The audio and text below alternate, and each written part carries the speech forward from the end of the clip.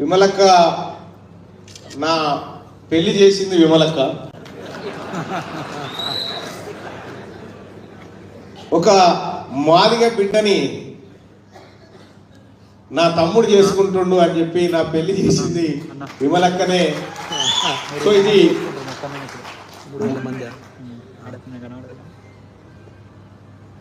Madiga employees federation నిర్వహిస్తున్నటువంటి కార్యక్రమంలో మా ఆమె హక్కుదారు వాటాదారు, ఆమె రాలేకపోయినందుకు నేను వచ్చిన. కాబట్టి మా పాలలో ఏడ డోకా లేదు.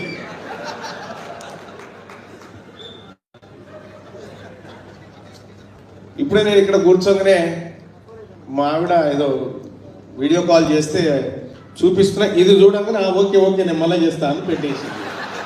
చూసింది ఇప్పుడే ఈ బ్యాడ్ చూడంగానే మీరు కూడా గమనిస్తున్నట్టున్నారు. అంటే ఈ సభకు హాజరైన అనేటువంటి విషయంలో ఆమె అర్థం చేసుకున్నది. సరే ఓకే అని మళ్ళీ చేయి చాలాసేపు పడ్డాను. కానీ ఈ సభకు హాజరు కావడం, మొన్ననే కృష్ణన్న గారు నేను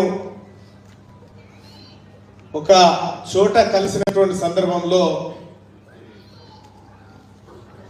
ఇంకా ఏదో చెప్పాలి, ఇంకా ఈ సమాజానికి ఏదో చెప్పాలని ఆయన పడుతున్న తాపత్రయం నేను అబ్జర్వ్ చేస్తా ఉంటే, ఇంకా ఏం చెప్తావు, 30 ఏళ్ళ నుంచి చెప్తానే ఉన్నావు, ఇంకా ఎన్ని రోజులు చెప్తావు అనే భావన నా మనసులో కలిగి, వాస్తవానికి కృష్ణన్న నా దగ్గరకు వస్తా అన్నాడు. నా ఆఫీస్కి వస్తా అంటే నేనేదో పని మీద అటు పోయినా, నేనే కృష్ణన్న దగ్గరికి పోయినా. ఆయన ఉన్నటువంటి వేదిక దగ్గర పోయి, అన్నా మేము ఉన్నాం,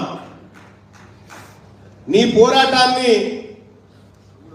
భవిష్యత్ తరాలు చదివితే తెలుస్తుందేమో కానీ మేము కల్లారా చూసినటువంటి వాళ్ళం కాబట్టి ఖచ్చితంగా మేమందరం ఉంటామన్నా అని చెప్పి చెప్తూనే,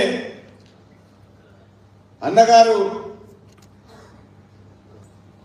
చాలా విషయాలను, బీసీల విషయం, ఇది ఎంఆర్పిఎస్ అని అనుకోవట్లేదు, మానవ హక్కుల పోరాట సమితిగా మారింది. ఇది మానవ హక్కుల పోరాట సమితి ఓ రకంగా. ఎందుకంటే ఈ సైమల్టేనియస్ గా ఈ ఉద్యమం చేస్తూనే అనేక సార్లు ఈ బీసీల పక్షాన మాట్లాడి, ఈ బీసీలకు ఏం కావాలి, ఈ బీసీల కోసం ఎలాంటి ఉద్యమాలు నిర్మాణం కావాలి, బీసీల పోరాటం ఎక్కడుంది, వాళ్ళ మూలం ఎక్కడుందని చెప్పి అక్కడక్కడ తర్కించుకుంటూ వచ్చి అసలు బీసీల అసలు రూపాన్ని, వాస్తవానికి ఒక మాట చెప్పాలంటే ఒక ప్రయత్నం ఒక సుదీర్ఘమైన పోరాటాన్ని నడిపిస్తూనే ఇటు బీసీలను కూడా హై హై హై హై అనుకుంటా ముందుకొచ్చేటువంటి కార్యక్రమాన్ని ఇటు కృష్ణన్న చేసినటువంటి మాట. ఎస్, ఇది మేధావుల సంఘీభావం. సంఘీభావం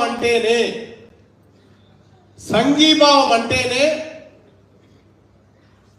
ఏదో ఒక అణచివేత, అన్యాయము అనేటువంటి పదాలను న్యాయం వైపు నడిపించే క్రమంలో తెలియజేసేటువంటి ఒక మద్దతు అని నేను అనుకుంటా ఉన్నాను.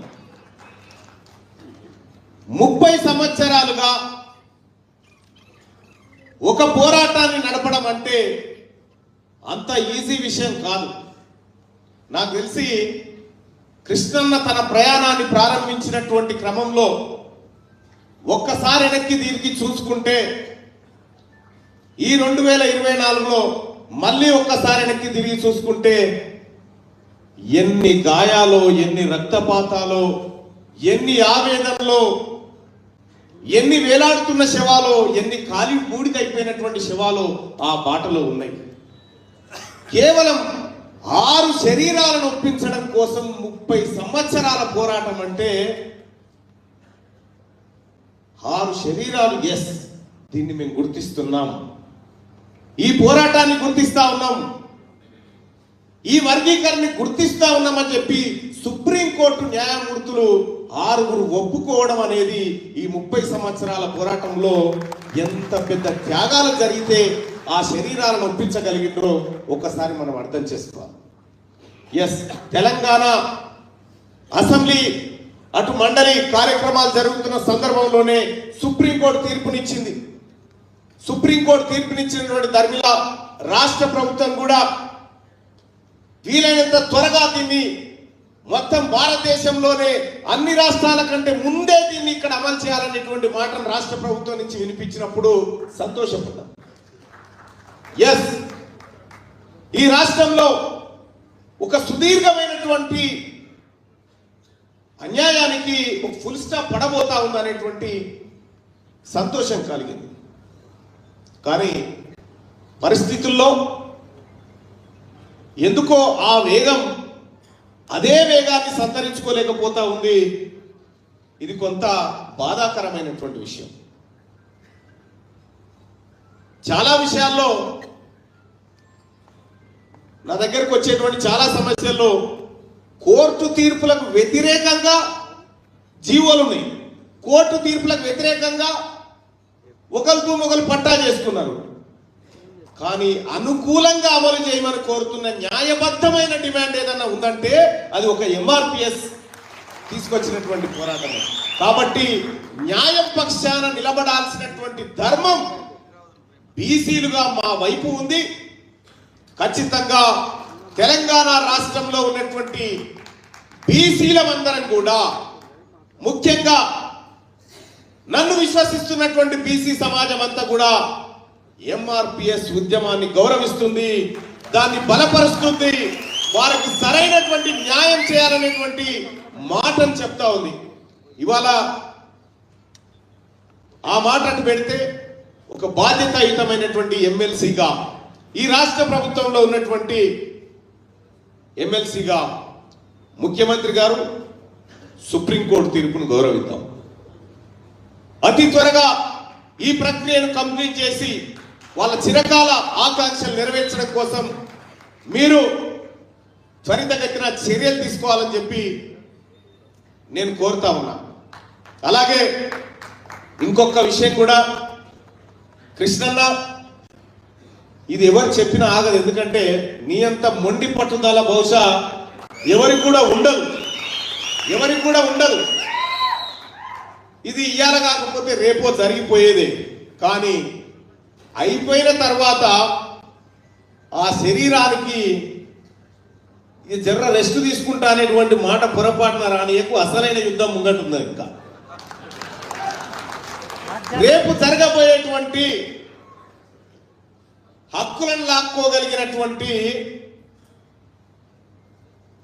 మేధాశక్తి మన వర్గాల దగ్గర ఉన్నప్పుడు అధికారాన్ని లాక్కునేటువంటి శక్తి కూడా అల్కగానే మన దగ్గర ఉంటుంది. కాబట్టి అతి త్వరలో ఎంఆర్పిఎస్ బిడ్డలు ఏ తీరుగానైతే పోరాటం చేసిరో భవిష్యత్తులో బీసీలు కూడా అదే తరహా పోరాటానికి తెలంగాణ రాష్ట్రంలో ముందుకు వస్తా ఉన్నారు. సోదరులారా, నేను ఒక మాదిగ బిడ్డ ఇంటి అల్లునిగా నేను రిక్వెస్ట్ చేస్తా ఉన్నా, బీసీల పక్షాన కూడా మేము నిలబడాల్సినటువంటి అవసరాన్ని గుర్తిస్తా ఉన్నా.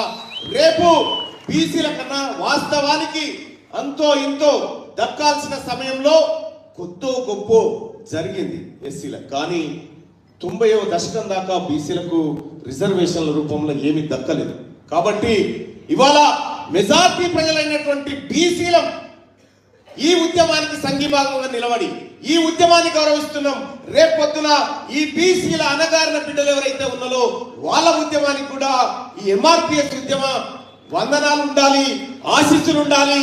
మందకృష్ణ మాదిగన్న కూడా రేపు రాబోయేటువంటి యుద్ధంలో మా అందరినీ ఆశీర్వదించాలని మనసారా కోరుకుంటూ, తెలంగాణ బీసీ బిడ్డలారా, ఈ వేదిక నుంచి నేను ఒక మాట అప్పీల్ చేస్తా ఉన్నా. ఇది దశాబ్దాల పోరాటం, ఇది న్యాయమైన పోరాటం, ఇది న్యాయంగా దక్కాల్సినటువంటి వాటా కోసం జరిగిన పోరాటం. కాబట్టి దీనికి మనమందరం కూడా బేషరతుగా ఈ బిడ్డలకు మద్దతు ఇచ్చినటువంటి అనేక మంది ఈ ఉద్యమంలో పాల్గొన్నారు. బీసీలు కూడా చాలా మంది ఈ ఉద్యమం కోసం మందకృష్ణ అన్న వెంట తిరిగినటువంటి బిడ్డలు అనేక మంది ఉన్నారు. ఈ రోజు కూడా చెప్తా ఉన్నాం, ఒక్కసారి ఆ బిడ్డలను అండగా నిలబడి మనమందరం కూడా ఐక్యంగా వారికి మద్దతు తెలుపుదామని చెప్పి బీసీ సోదరులకు కూడా